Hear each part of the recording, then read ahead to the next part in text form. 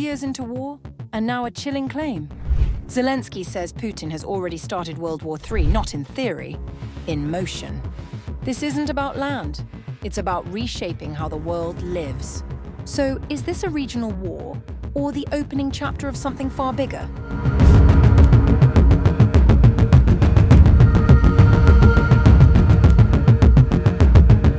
Ukraine's president has a warning for the world, and it is a stark one. Zelensky says Putin has already started World War III, and the only question now is how far he gets.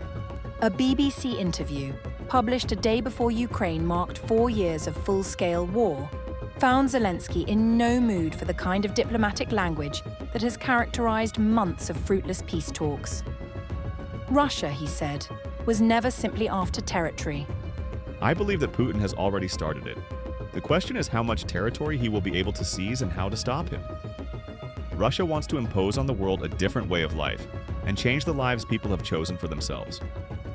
Central to those talks is a Russian demand that Kyiv hand over the 20% of Donetsk it still controls, along with parts of Kherson and Zaporizhzhia.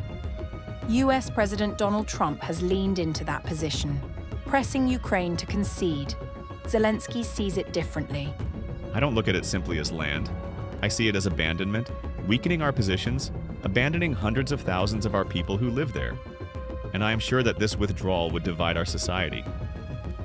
Zelensky warned that even a temporary settlement would hand Moscow precisely what it needs: a pause, not peace.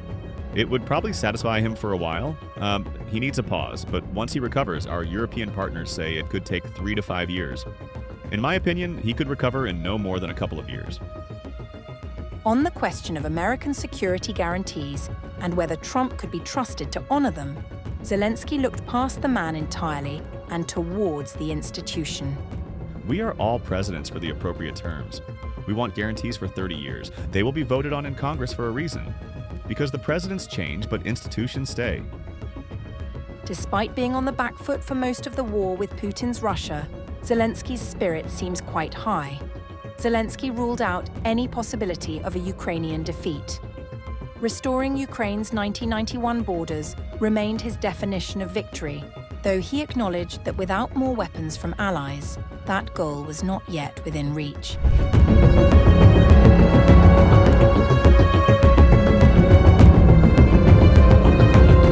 As diplomatic efforts to end the war in Ukraine remain stalled, President Volodymyr Zelensky has made it clear that he is not prepared to debate history with Russian President Vladimir Putin at any future meeting. In an interview aired on February 18th with British broadcaster Piers Morgan, Zelensky dismissed Moscow's long-standing narrative about the origins of the conflict. The Kremlin has repeatedly argued that the war is rooted in historical ties between the two nations, the protection of Russian-speaking minorities, and Ukraine's ambition to join NATO. But Zelensky signaled he has little patience for such arguments. With all respect to history, but I don't want to lose time on all these issues. We need just now, and even, by the way, we need just now to finish this war. And that's why even it's not interesting for me why he began this war. He has his, these reasons, and it's his personal. I don't want to speak about it because I don't have time. The Ukrainian president went further, expressing frustration at what he described as repeated justifications from Moscow.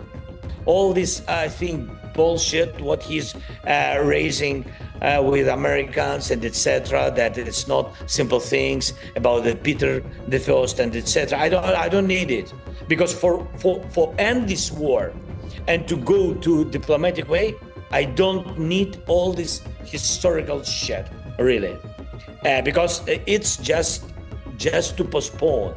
Russia, however, insists that the roots of the conflict cannot be ignored. Putin has described Ukraine as an artificial state, arguing that its borders were shaped by the Bolsheviks in the early 20th century without regard for ethnic realities. The Kremlin has also said Putin is open to meeting Zelensky, but only at the final stage of negotiations to sign a peace treaty. At the same time, Putin has questioned Zelensky's legitimacy, noting that his 5-year presidential term expired in May 2024. Ukraine has not held new elections due to martial law, which Zelensky says makes a vote impossible under wartime conditions. On the territorial question, Zelensky was unequivocal. As the 4th anniversary of Russia's full-scale invasion approaches, he reiterated that Ukraine will not cede land or withdraw from territory it currently controls, despite US-brokered efforts to break the deadlock. We have to understand that Donbass is a part of our independence. It's a part of our values. It's not about the land. It's not only about territories. It's about people. Zelensky also addressed US President Donald Trump's relationship with Putin. While expressing confidence in Trump's desire to end the war, he admitted discomfort over what he sees as a warmer tone towards Moscow. I trust him. He really wants to end this war, and I trust that he really can end this war. But I don't know how to talk about his relations with Putin. I think that sometimes his attitude towards Putin is better than Putin deserves. Trump and Putin have held several phone calls and met in Alaska last October, though talks failed to yield a peace agreement. A brief ceasefire earlier this year collapsed within days, after Russia struck a Ukrainian energy facility during severe winter conditions. With positions entrenched and narratives sharply divided, any path to peace remains fraught with political and historical fault lines.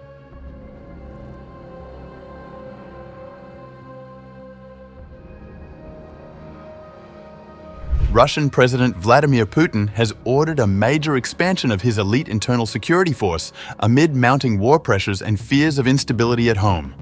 According to a report by The Mirror, Putin has strengthened the Rosgvardia, Russia's National Guard, often described as his personal Praetorian Guard.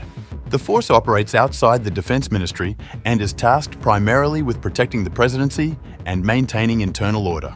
Under a recent Kremlin decree, Rosgvardia units have reportedly been reinforced with tanks, armored vehicles, and artillery.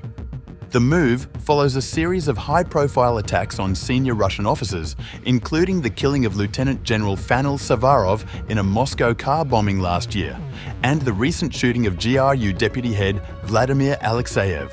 The expansion also comes after the 2023 mutiny attempt by former Wagner chief Yevgeny Prigozhin, whose aborted march on Moscow exposed vulnerabilities within Russia's security architecture. A source told The Mirror the restructuring reflects a shift in Rosgvardia's role. They have become a mixture of a kind of expanded paramilitary police unit and a military formation capable of warfighting. The Rosgvardia has even fought on the front line, but has been withdrawn so that it can take care of security of the Kremlin leader and his close confidants.